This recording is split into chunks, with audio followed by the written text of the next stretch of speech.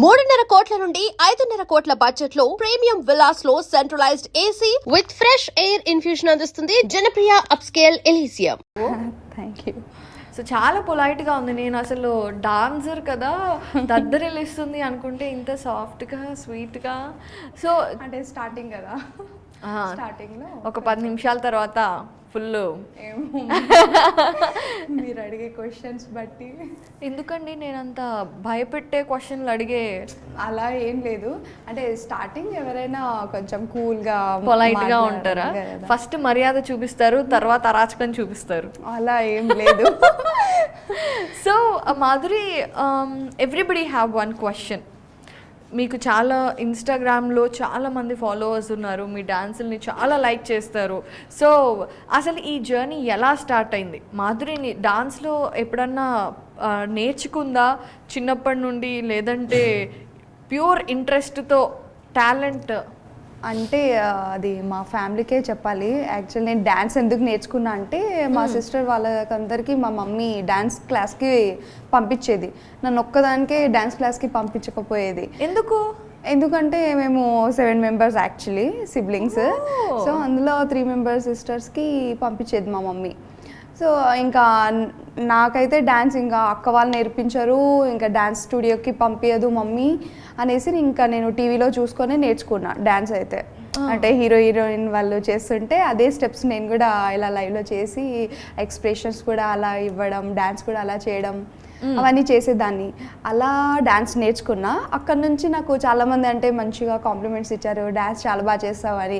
ఇంకా నాకు ఇంట్రెస్ట్ బాగా పెరిగింది, డ్యాన్స్ చాలా బాగా చేస్తున్నావు అంటే ఇంకా కాన్ఫిడెన్స్ ఎక్కువైంది, ఎంకరేజ్మెంట్ దొరికింది. ఇంకా అలా అలా నేను డ్యాన్స్లో ఇంకా డే బై డే ఇంప్రూవ్ చేసుకున్నా. ఈ టిక్ టాక్ అంటే ఈ జర్నీ ఎలా స్టార్ట్ అయిందంటే బీటెక్ ఫైనల్ ఇయర్లో నేను యాన్యువల్ డేకి అలా ఇలా కాలేజ్ ఫంక్షన్స్లో డ్యాన్స్ చేసేదాన్ని కదా. కాలేజ్ ఫంక్షన్స్ మాధురి డాన్స్ చేయాల్సిందే. సో అలా నేను డ్యాన్స్ చేసేదాన్ని. మా ఫ్రెండ్స్ వాళ్ళందరూ చూసి నువ్వు ఎందుకు టిక్ టాక్ యూజ్ చేయవు, చాలామంది చేస్తున్నారు, ఇది ఒక మంచి ప్లాట్ఫామ్, నువ్వు యూజ్ చేయంటే బీటెక్ ఫైనల్ ఇయర్లో నేను అప్పుడు స్టార్ట్ చేశాను టిక్ టాక్. ఫస్ట్ యాక్టింగ్ ఇలా డైలాగ్స్ అలా చెప్పేదాన్ని. కానీ ఒకరోజు సడన్గా ఇలా డ్యాన్స్ వీడియో చేశా, అది కూడా folk song, normal movie songs చేయలేదు. మెయిన్ నా ఫ్యాన్స్ నన్ను రికగ్నైజ్ చేసేది ఏంటంటే ఫోక్ సాంగ్స్ చేస్తే మాధురి అని గుర్తుపెడతారు. సో అక్కడ నుంచి నాకు ఫోక్ సాంగ్స్ నుంచి నా వీడియోస్ చాలా వైరల్ అయ్యాయి. అలా జర్నీ స్టార్ట్ అయింది. ఇంకా టిక్ టాక్ బ్యాన్ అయిపోయిన తర్వాత ఇంకా ఇన్స్టాగ్రామ్లోకి వచ్చాను. అక్కడి నుంచి ఇక్కడ మీ ముందుకు. Very nice journey. అయితే ఇక్కడ ఒక ఇంట్రెస్టింగ్గా నాకు తెలుసుకోవాలి అని అనిపించింది ఏంటంటే మీరు 7 సిబ్లింగ్స్. సో ఎలా అసలు అంటే డాడీ ఏం చేస్తారు? Bus driver. Okay. RTC. Mummy house wife. మాది middle class simple family. So మా పేరెంట్స్కి అయితే ఫస్ట్ థ్యాంక్స్ చెప్పుకోవాలి, ఇంతమందికి చదివించి ఇలా ఇలా అనేసి.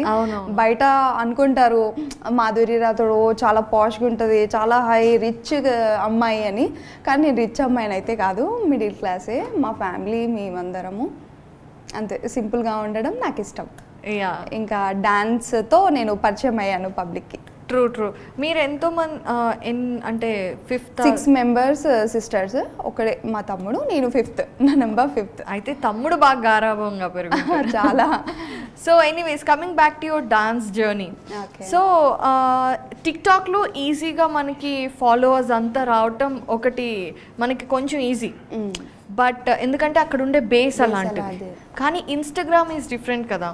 సో అసలు ఇన్స్టాగ్రామ్లో ఫ్యాన్ బేస్ ఎలా పెంచుకోవాలి అండ్ మీరు ఎలాగా పెంచుకున్నారు? మెయిన్ నేను టిక్ టాక్లో ఫస్ట్ నా ట్రిక్ ఏముండేనంటే పబ్లిక్ నా డాన్స్ని చూసి బాగా ఫాలో అయ్యేవాళ్ళు.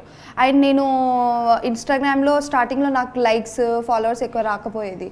నేను పబ్లిక్ని అడిగేదాన్ని, అంటే మీరు ఎలాంటి వీడియోస్ అంటే లైక్ చేస్తారు ఇలా ఇలా అంటే మా ఫ్యామిలీలోనే అడుగుతూ ఉంటానన్నమాట. ఇలా డ్యాన్స్ వీడియోలు చేస్తే మంచిగా ఉంటాయి, ఇలా డైలాగ్స్ చెప్తే బాగుంటాయి, ఫోక్ సాంగ్కి అమ్మాయిలకి చాలా ఉంది ఇప్పుడు మాస్ సాంగ్ చేస్తే అందరూ అంటే వాళ్ళకు కూడా హోష్ వస్తుంది మంచిగా, వాళ్ళు కూడా డ్యాన్స్ చేస్తారు. సో నువ్వు మాస్ సాంగ్స్ చేయి, అలా చేయడం వల్ల నీకు మంచిగా ఫాలోవర్స్ వస్తారు అని. సో నేనేం చేశాను అంటే మెయిన్ ఈ సోషల్ మీడియాలో ఫోక్ సాంగ్స్ ఎక్కువ చేయరు. సో ఫస్ట్ నేను స్టార్ట్ చేశాను ఫోక్ సాంగ్స్ చేయడము, అందులో నా డ్యాన్స్ చూపించుకున్నాను. అలా ఫోక్ సాంగ్స్ చేసుకుంటా డ్యాన్స్ చేసుకుంటా మాస్ బీట్ ఎక్కువ చేశాను. అదొక ట్రిక్ అయితే నాకు తెలిసింది. ఓకే మాస్ డ్యాన్స్ చేస్తే బాగా ఫాలోవర్స్ వస్తుందని. మళ్ళీ డైలాగ్స్ చెప్తే మళ్ళీ ఫాలోవర్స్ రాకపోయేది. నాకు అక్కడ కొంచెం డిఫరెన్స్ కనిపించింది. సో నేను ఇంకా అనుకున్నా నేను డ్యాన్స్ వీడియోలు చేస్తేనే నా వీడియోస్ మంచిగా క్లిక్ అవుతాయి, నాకు ఫాలోవర్స్ వస్తారు అనేసి. సో అలా నేను డ్యాన్స్ వీడియోస్ చేసుకుంటా నా ఇన్స్టాగ్రామ్ ఫాలోవర్స్ని పెంచేసి. And you know the best thing, నేను ఇన్స్టాగ్రామ్ది మీది చూసినప్పుడు ద సాంగ్స్ యూ చూస్ అంటే 90s కిడ్స్ 2000s అసలు మరీ అంత ఓల్డ్ ఏం కాదులేమా అసలు అవన్నీ మళ్ళీ రీఫ్రెషింగ్ ద మెమరీస్ అన్నమాట. ఎందుకు అంటే అండ్ చాలా మంది ట్రెండ్ అయ్యే పాటలు చేస్తారు కానీ ఆ పాటలు చూస్ చేసుకొని చేయరు. ఇవి చేయటం అనేది కూడా one of the success secret అనిపించింది నాకు. Is it true? Yeah true. Because నేనేమనుకుంటున్నా అంటే ఇప్పుడు రీసెంట్గా చాలా కాంపిటీషన్ ఎక్కువైపోయింది. చాలామంది ఇన్ఫ్లుయెన్సర్స్ వస్తున్నారు అండ్ ఫోక్ సాంగ్స్ చేస్తున్నారు, డైలాగ్స్ చేస్తున్నారు, మూవీ సాంగ్స్ చేస్తున్నారు. బట్ నేనేమనుకుంటున్నా అంటే నేను డ్యాన్స్ చేస్తే ఆ వీడియో ట్రెండ్ అవ్వాలనేది నాది. నేను చేసే ప్రతి ఒక్క వీడియో ట్రెండ్ అవ్వాలి, నా స్టెప్స్తో ఆ సాంగ్ కూడా గుర్తుపట్టాలి అందరూ. ఓకే మాధురి రాథోడ్ ఓల్డ్ సాంగ్స్ని కూడా ట్రెండ్ చేసేస్తుంది అని ఒకటి రావాలనేసి నేను ఓల్డ్ సాంగ్స్ తీసుకుంటున్నాను. అండ్ ఓల్డ్ సాంగ్స్ తీసుకోవడం వల్ల అంటే పాతగా అంటే పెద్దోళ్ళు చూస్తారు, చిన్నపిల్లలు చూస్తారు, మా జనరేషన్ వాళ్ళు చూస్తారు. సో అందరు చూస్తారు కాబట్టి ఇంకా ఓల్డ్ సాంగ్స్లో అది వేరే ఉంటుంది, ఆ మ్యూజిక్ ఆ బీట్ వేరే ఉంటుంది. కాబట్టి నాకు ఆ మ్యూజిక్ ఎందుకో చాలా ఇష్టం. మళ్ళీ అది తీసుకొద్దామని. ఫోక్ సాంగ్స్ అంటే ఇప్పుడు అందరు చేసేస్తున్నారు. సో ఇప్పుడు నేనైతే ఆ కాంపిటీషన్లో ఓకే, బట్ నా ఫ్యాన్స్కి ఇంకా నేను కొత్తగా చూపించాలంటే ఓల్డ్ సాంగ్స్ని మనం ట్రెండ్గా చూపిద్దాం అనేది నేను ఇప్పుడు ఓల్డ్ సాంగ్స్ అలా చేస్తున్నా. సో మీరు అన్నట్టుగానే you said that influencers are so many. ఇప్పుడు చాలామంది ఇన్స్టాగ్రామ్లో డైలాగ్స్ చెప్తున్నారు, వాళ్ళ ఓన్గా క్రియేట్ చేసి. కాంపిటీషన్ అనేది ఎలా ఉంటుంది మీ మధ్యలో? కాంపిటీషన్ అని ఉండదు కానీ అది ఏంటో తెలియదు, అది ఇన్స్టాగ్రామ్ అతనికే తెలియాలి ఎలా డిజైన్ చేశారో. బట్ టాలెంట్ ఉన్న వాళ్ళకి ఎంకరేజ్ చేయాలి పబ్లిక్ అయితే మెయిన్. కొంతమంది చేస్తుంటారు బట్ చాలా హార్డ్ వర్క్ ఉంటుంది, డ్యాన్స్ చేస్తుంటారు ఎండలో వాళ్ళే ఓన్గా చేసి. అలాంటి వాళ్ళకు ఎక్కువ రీచ్ రాదు. కొంతమంది అది లక్ ఉండొచ్చు వాళ్ళకి. కానీ నేనేమనుకుంటున్నా అంటే పబ్లిక్కి ఒకవేళ పబ్లిక్ చూసే వాళ్ళకి ఒకటి ఏం చెప్తానంటే, వాళ్ళు చూసే వాళ్ళందరూ కొంచెం హార్డ్ వర్క్ కూడా చూడాలి. మరీ ఎక్కువ ప్రొఫెషనల్ డాన్సర్ చేసినా ఇష్టపడట్లేదు. ఇప్పుడు వీళ్ళు చాలా పర్ఫెక్ట్గా చేస్తున్నారు, ఓకే స్వైప్ వీడియో స్వైప్ అంటే ఇప్పుడు ఎలా అంటే పబ్లిక్ ఎలా అయిపోయారంటే ఇప్పుడు బ్యాడ్గా ఏదైనా వీడియో చేశారనుకో ఈమె ఏం చేస్తుంది అనేసి లాస్ట్ వరకు చూస్తారు. అదే ఒక కష్టపడి స్టెప్స్ అంతా కొరియోగ్రఫీ చేసి ఎండలో అంతా చేసి ఒక వీడియో మంచిగా చేసి పోస్ట్ చేస్తే ఇతను మంచిగా చేస్తున్నా లైక్ కూడా కొట్టరు, జస్ట్ స్వైప్ చేసేస్తారు. అదే వాళ్ళకి ఎలా అంటే ఏదైనా బ్యాడ్గా కనిపించింది అనుకో, అంటే వాళ్ళకి కామెంట్ పెట్టడానికైనా ఆ వీడియో లాస్ట్ వరకు చూడాలి వాళ్ళు. ఇది చూడు ఇలా లాస్ట్ వరకు ఏం చేస్తుంది ఏమి అని. అదేదో టాలెంట్ ఉన్న వాళ్ళకి మంచిగా వీడియో బాగుంది, చాలా బాగా డ్యాన్స్ చేస్తున్నారు, ఒక కామెంట్ ఒక లైక్ కొట్టేస్తే మాకు కూడా ఇన్స్టాగ్రామ్ ఆల్గరిథం వల్ల ఆ వీడియో ఫుల్ చూసేస్తే మాకు మంచి వ్యూస్ వస్తాయి, మంచిగా సపోర్ట్ ఉంటుంది, మంచి ప్లాట్ఫామ్ దొరుకుతుంది. మేము ఏ ఫీల్డ్లో వెళ్ళాలనుకుంటున్నామో ఆ ఫీల్డ్కి వెళ్తాము పబ్లిక్ వల్ల. సో ఆడియన్స్ పాయింట్ ఆఫ్ వ్యూలో అంటే లైక్లు కమెంట్లు చేయటం వల్ల ఇన్ఫ్లుయెన్సర్స్కి ఏంటి బెనిఫిట్ అంటే, ఇప్పుడు యూట్యూబ్ ఉంది, యూట్యూబ్లో లైక్స్ కమెంట్స్ ఇవన్నీ రీచ్, మీరు you're in YouTube also right Madhuri? Yes. So రీసెంట్గా కాబట్టి సో అందులో డబ్బులు వస్తాయి అడ్వర్టైజ్మెంట్స్ రావటం వల్ల. ఇన్స్టాగ్రామ్లో లైక్లు కమెంట్ వల్ల ఏంటి బెనిఫిట్ మనకి? ఏంటంటే ఇప్పుడు నాకు డాన్సర్ అవ్వాలని ఉంది మంచిగా. లైక్ నాకు శేఖర్ మాస్టర్ అంటే చాలా ఇష్టం, అతని కొరియోగ్రఫీ అంటే ఇంకా ఇష్టము.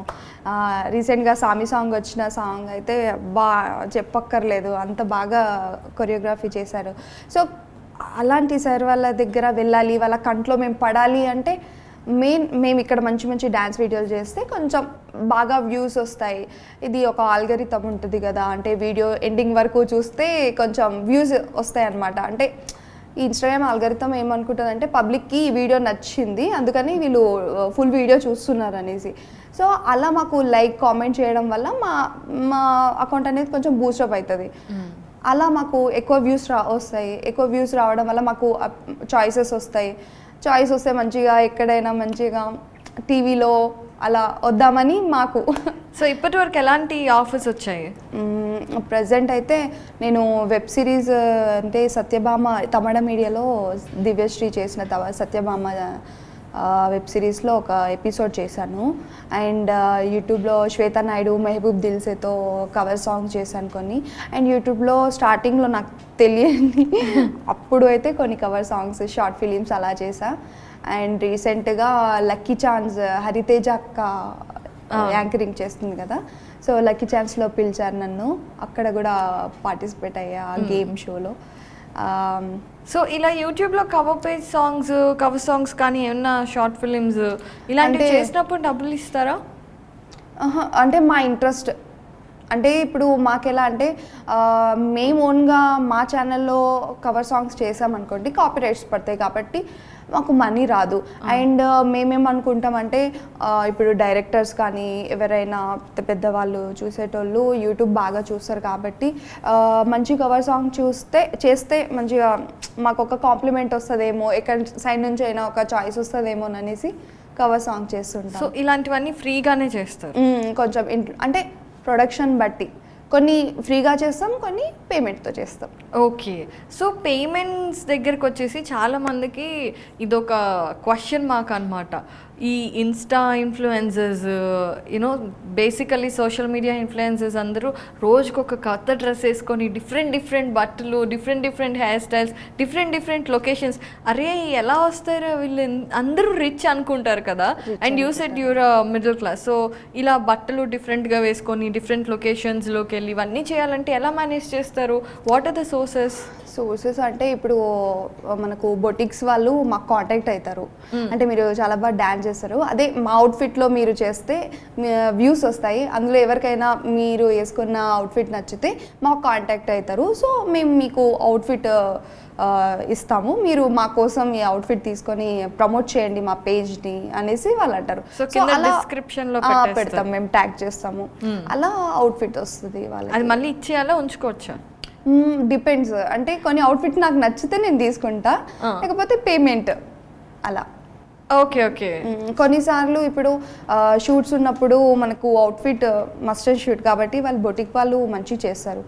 సో వాళ్ళ దగ్గర నుంచి మేము అవుట్ఫిట్ తీసుకుంటాం, షూట్ చేసుకొని మళ్ళీ వాళ్ళకి రిటర్న్ ఇచ్చేస్తాం. అండ్ వాళ్ళకు బెనిఫిట్, మాకు బెనిఫిట్. రోజు వేసుకోవచ్చు. డ్రెస్ కట్టేసియా? గర్ల్స్కి ఎన్ని డ్రెస్సులు ఉన్నా తక్కువే కదా. షాపింగ్ మనది మహాసముద్రం లాంటిది, చేసే కొద్దీ చేయాలనిపిస్తుంది కానీ వద్దు అనం మనం షాపింగ్ అంటే. అలా సో చాలా మంది అమ్మాయిలకు కూడా అనిపిస్తారు, ఏంట్రా వీళ్ళు ఇన్ని వేసేసుకుంటున్నారు, ఎక్కడి నుంచి వస్తాయి ఏంటి అనేసి. సో డాన్స్ అయితే యూ డూ ఆసమ్, ఎక్స్ప్రెషన్స్ కూడా బాగుంటాయి, ఆ బీట్కి తగ్గట్టు you body have that flexibility and all. So మీరు అన్నారు కదా శేఖర్ మాస్టర్ అనేసి, మరి ఎప్పుడు కనెక్ట్ అవ్వడానికి ట్రై చేయలేదా? Didn't you get approached by, or ఇప్పుడు కాంటాక్ట్స్ కూడా పెరుగుంటాయి, టీవీ వాళ్ళు, షార్ట్ ఫిల్మ్స్ వాళ్ళు పిలుస్తున్నారు కదా. కానీ సార్ ఎక్కడ, మనం ఎక్కడ, చాయిస్ వస్తే మంచిగా వెళ్తాను. అంటే సార్ కంట్లో పడాలి నేను. సో అప్పటి వరకు నేనైతే ఇప్పుడు హార్డ్ వర్క్ చేస్తూనే ఉంటా. మంచిగా ఈ ఇయర్ అంతా హార్డ్ వర్క్ చేసి మంచి నేమ్ రావాలి, మాధురి రాథోడ్ బ్రాండ్ అయిపోవాలి, అందరికీ తెలియాలి. శేఖర్ మాస్టర్ ఒక కాంప్లిమెంట్ ఇచ్చినా చాలు నాకు, మాధురి రాథోడ్ అమ్మాయి చాలా మంచి డ్యాన్స్ చేస్తుంది అన్న ఒక్క కాంప్లిమెంట్ ఉంటే చాలు నాకు. ఇప్పుడు డాన్స్ కాంపిటీషన్స్లోకి వెళ్ళినా కూడా రికగ్నిషన్ వస్తుంది కదా, అలా ఎప్పుడు ట్రై చేయలేదా? లేదు, నేను మరి వాళ్ళ అంత ప్రొఫెషన్ డాన్సర్ అయితే కాను నేను. ఓకే చేస్తాను, నేను రీల్స్ వరకు చేస్తాను. అంటే నేను డ్యాన్స్ స్టూడియోస్కి వెళ్ళలేదు, నాకు ట్రైనింగ్ లేదు కాబట్టి నేను వాళ్ళకు తగ్గట్టు లేను. వాళ్ళు చాలా హార్డ్ వర్క్ చేస్తారు. అవును, అది కూడా కరెక్ట్. ట్రైనింగ్ చేయొచ్చు కదా, మరి ఇంత ఇంట్రెస్ట్ ఉంది, యూఆర్ సో ప్యాషనేట్. చేస్తున్నాను ఇప్పుడైతే, దానికే ట్రై చేస్తున్నాను. ఇంకా నేను డే బై డే ఇంప్రూవ్ చేసుకుంటున్నాను, నా డ్యాన్స్ కానీ ఎక్స్ప్రెషన్స్ కానీ what good, very good. So coming back, చాలా మరి సీరియస్ క్వశ్చనింగ్ అయిపోయింది కదా. Let's get back. సో మామూలుగా ఎలాంటి కాంప్లిమెంట్స్ వస్తాయి మాధురి? చాలా బండిల్ ఆఫ్ కాంప్లిమెంట్స్ వస్తూ ఉంటాయి కదా. వస్తాయి అక్క, ఎక్కువైతే అక్క అనే పిలుస్తారు చాలా మంది. పిలుస్తున్నారు చూడండి, తన ఎక్స్ప్రెషన్ ఎలా మారిపోయిందో అక్క అనగానే. అక్క మీ డాన్స్ చాలా బాగుంటుంది అక్క, మీరు సూపర్గా డాన్స్ చేస్తారు అక్క అక్క అక్క అక్క అయిపోయాను నేను అయితే. ఇట్స్ ఓకే, బట్ ఎక్కువైతే డాన్స్ మీదనే కాంప్లిమెంట్స్ వస్తుంటాయి నాకు. మంచి చేసావు మాధురి, చాలా బాగా డే బై డే నువ్వు కొత్తగా చేస్తున్నావు. డాన్స్ కాంప్లిమెంట్స్ ఏనా, ప్రపోజల్స్ కూడా చాలా వచ్చాయి చాలా మంది. చెప్పుకోవద్దు కానీ కొంతమంది పిచ్చోళ్ళు ఉంటారు, ఇలా అంటే అంత పిచ్చి ఉంటుందా నా మీద అన్నట్టు మంచి ప్రపోజల్ వస్తాయి. అది అంటే గర్ల్స్కి వావ్ అని అనిపిస్తుంది మనకి. బట్ బాగుంటుంది ఇవన్నీ. Yeah true. అండ్ అలాగే నెగటివిటీ కూడా చాలా ఉంటుంది. మనం నవ్వుకోవడానికి, మనకి మూడ్ బాగాలేనప్పుడు కాంప్లిమెంట్స్ చూసుకోవడానికి సోషల్ మీడియా ఇస్ గుడ్. అలాగే మనం మూడ్ బాగుండి హ్యాపీగా నైట్ అలా నిద్రపోదాం అనుకుంటే ఇలా ఓపెన్ చేయగానే ఓ బ్యాడ్ కామెంట్ వస్తుంది, వాడికి ఇష్టం వచ్చిన మాటలన్నీ మాట్లాడతాడు. సో అలాంటివి కూడా ఫేస్ చేసి ఉంటావు కదా? చేసుంటా, బట్ నేను రియాక్ట్ అవ్వను. మెయిన్ థింగ్ నేను అదొకటి నేర్చుకున్నా, మా డాడీ చెప్పాడు ఇలా ఏదైనా ఎంత పెద్దగా కామెంట్ అయినా ఇవ్వని, నువ్వు రియాక్ట్ అవ్వదు. నువ్వు రియాక్ట్ అయితే అది ఇంకా పెరుగుతుంది, కానీ నువ్వు రియాక్ట్ అవ్వదు, జస్ట్ వదిలేసేయాలి. కామెంట్ వాళ్ళ దృష్టి బాగుండాలి కదా. మనం మంచిగా చేస్తున్నాం, డ్యాన్స్ చేస్తున్నాం, మంచిగా పబ్లిక్ ఎంటర్టైన్మెంట్ ఇస్తున్నాము. సో మనం మంచిగా ఉన్నప్పుడు వాళ్ళు బ్యాడ్ కామెంట్ వేసినప్పుడు మనం చూడొద్దు. నాకు 100%లో 80% పాజిటివ్గా కామెంట్ వస్తాయి, 20% నేను పట్టించుకోను. బికాస్ నాకు 80% నాకు అక్కడ మంచిగా సపోర్ట్ దొరుకుతుంది, మంచి కామెంట్స్ వస్తున్నాయి. సో నేను 20% కామెంట్స్ మీద నేను ఎక్కువ ఫోకస్ చేయను. ఓకే వాళ్ళకు అంటే నేను ఎదుగుతున్నా కాబట్టి వాళ్ళకి ఏమైనా అనిపిస్తుందా, జెలసా లేకపోతే వాట్ ఎవర్, అందుకని కొంచెం వదిలేస్తాను నేను. సూపర్ యాటిట్యూడ్ ఇది. మెల్లమెల్లగా బిల్డ్ అయ్యి ఉంటుంది. ఫస్ట్లో బాధ వచ్చి ఉంటుంది కదా? ఫస్ట్లో స్టార్టింగ్లో బాధపడేదాన్ని, కానీ ఇప్పటివరకు అయితే మరీ అంత బ్యాడ్ కామెంట్స్ అయితే రాలేదు. కొన్నిసార్లు అంటే గర్ల్స్కి రిలేటెడ్గా ఇలా బ్యాడ్ కామెంట్స్ పెట్టినా కూడా అనుకుంటా ఓకే వాళ్ళ ఇంట్లో కూడా మమ్మీ సిస్టర్స్ వాళ్ళందరూ ఉంటారు కాబట్టి ఓకే వాళ్ళకే తెలుస్తుంది. ఇప్పుడు బ్యాడ్ కామెంట్స్ చేస్తారు, కానీ ఇఫ్ నేను ఒక మంచి స్టేజ్కి వచ్చిన తర్వాత వాళ్ళు అరే యార్ ఎంతైనా మంచిగా బ్యాడ్ కామెంట్స్ వేసినా మధు ఎక్కడ గివప్ ఇవ్వలేదు, హార్డ్ వర్క్తో తను వెళ్ళింది ఓకే అని ఎవరైతే బ్యాడ్ కామెంట్స్ చేస్తారో వాళ్ళే నన్ను రేపటి నాడు మంచిగా పలకరిస్తారేమో, నాకే ఫ్యాన్ అవుతారేమో. అవును, అందుకనే రియాక్ట్ అవ్వను, నేను జస్ట్ కూల్గా ఉంటాం. ఓకే, సో ఇన్స్టాగ్రామ్లో ఎక్కువ డూయట్ చేసినప్పుడు రిపీటెడ్గా ఒక అబ్బాయి కనిపిస్తూ ఉంటాడు. సో అందరూ బాయ్ ఫ్రెండ్ అనుకుంటున్నారు, నిజమేనా? నో నో నో అస్సలు కాదు, మా ఫ్రెండ్. అస్సలు కాదు, పాపం ఫీల్ అవుతాడు, కాదు అని చెప్పొచ్చు కదా. కానీ మేమిద్దరం ఫ్రెండ్స్ కదా. కానీ అది ఉండాలి యాక్చువల్లీ, అది ఉంటే పబ్లిక్కి అరే వీళ్ళు ఫ్రెండ్సా కపుల్సా అనే క్యూరియాసిటీ ఉంటుంది. కాబట్టి ఓకే అలా ఉన్న మా వీడియోస్ కొంచెం పోతుంది. సో ఆ థాట్తో మేమిద్దరం కలిసి వీడియోస్ చేస్తాం. అండ్ చాలా మందికి మా కపుల్ అంటే చాలా బాగా ఇష్టం. So any boyfriend still now? No no ఇప్పుడైతే లేదు, పాస్ట్లో ఉండేటోళ్ళు. ఓకే, సో ఎలాగో రిలేషన్షిప్లో ఉన్నప్పుడే you started this TikTok reels ఇవన్నీ స్టార్ట్ అయిందా? చాలా మంది అమ్మాయిలు ఇట్లా చేయాలి అనుకున్నా కూడా వాళ్ళ హస్బెండ్ ఏమంటారో బాయ్ ఫ్రెండ్ ఏమంటారో అని భయపడుతూ ఉంటారు కదా. సో అలా ఏదైనా రిలేషన్షిప్లో issue did you face? Relation positiveness అంటే ఈ డ్రెస్ వేసుకోవద్దు, ఆ డ్రెస్ వేసుకోవద్దు, ఆ అబ్బాయితో తిరగడం. అంటే మా సిస్టర్స్ వాళ్ళకి ఇది కూడా చూస్తుంటాను కదా, అంటే హస్బెండ్స్ మా 3 మెంబర్స్ సిస్టర్స్కి మ్యారేజ్ అయిపోయింది. సో అలా వింటుంటా కాబట్టి, అండ్ అది న్యాచురల్, చాలామంది బాయ్స్ చేస్తుంటారు, అది పొజిటివ్నెస్ ఉండాల్సిందే. కానీ నేను ఫేస్ చేసిన దగ్గర అయితే అది అప్పట్లో డిప్లొమా కాలేజ్లో నాకు ఉండేది. ఓకే, అప్పుడు టిక్ టాక్ లేకుండే. ఓకే ఓకే, అప్పుడు లేకుండే. డిప్లొమా కాలేజ్ బీటెక్లో అలా ఉండే. బట్ నేను అంత అంటే మాకు కుదరలేదు అది. ఓ Yeah, yeah, it is చిన్న very పిల్లలు young love young, కదా. అప్పుడు ఏదో నిబ్బా టైప్ అలా ఉండేది. బట్ అది అంత ఇది కాదు. కంప్లీట్ ఒక మెచ్యూరిటీ లెవెల్స్ వచ్చిన తర్వాత ఫోకస్ అంతా దీని మీదనే పెట్టాలి, అది కాదు అనేసి కంప్లీట్గా నేను ఇక్కడికి వచ్చేసాను. ఇంకా లవ్ సైడ్ అక్కడైతే వెళ్ళలేదు. Very good. సో మొత్తం కెరీర్ మీద కాన్సన్ట్రేట్ చేస్తున్నావు, దట్స్ నైస్. మరి రామ్ చరణ్ని కలిసారు ఏంటి, అవును, ఏదైనా అది సినిమాలో ఆఫరా? త్రిబుల్ మూవీ ఆడిషన్ బాంబేలో జరిగింది. సో మా టీమ్ మెంబర్ విక్కీ, మా ఫ్రెండ్, తను మమ్మల్ని అందరినీ తీసుకెళ్లారనమాట. సో అక్కడ ఒక హోటల్లో మేము తింటున్నాం అనమాట, డిన్నర్ ఇలా చేస్తున్నాం. అంటే ఆడిషన్స్కి వెళ్ళారా ట్రిప్లో? లేదు మాకు అది ఏమంటారు త్రిబుల్ ఈవెంట్ అయింది కదా, ప్రమోషన్స్. Okay okay. సో అలా మేము బాంబేకి వెళ్ళాము, వెళ్దాం చూద్దాం అనేసి. సో మేమందరం టికెట్ బై చేసుకొని ఇంకా వెళ్తున్నాము. సో మా వికీకి తెలిసిన ఇలా ఫ్రెండ్స్, క్రూ మెంబర్ ఎవరో ఉన్నారు. అలా మాకు రామ్ చరణ్ సార్తో కొంచెం కలిసే ఛాన్స్ వచ్చింది. ఇక మేము అనుకోలేదు, సడన్గా అసలు మాకందరికి అదొక సర్ప్రైజ్, అసలు రామ్ చరణ్ సారా అనేసి, అబ్బా మా లక్ అనేసి ఇంకా వెళ్ళి తీసేసామన్నమాట. చాలా మంచిగా అనిపించింది. అండ్ రామ్ చరణ్ సార్ గారు కూడా ఎంత సింపుల్గా క్యాజువల్గా ఎంత బాగా మాట్లాడారో, జీరో యాటిట్యూడ్, అసలు మంచిగా పలకరిస్తూ మాట్లాడారు. అసలు అలా ఉంటారా అనిపించింది నాకైతే.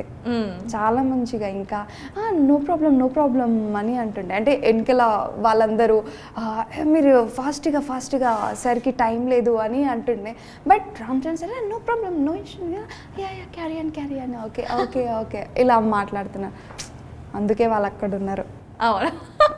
మా రామ్ చరణ్ సార్ సూపర్ అసలు.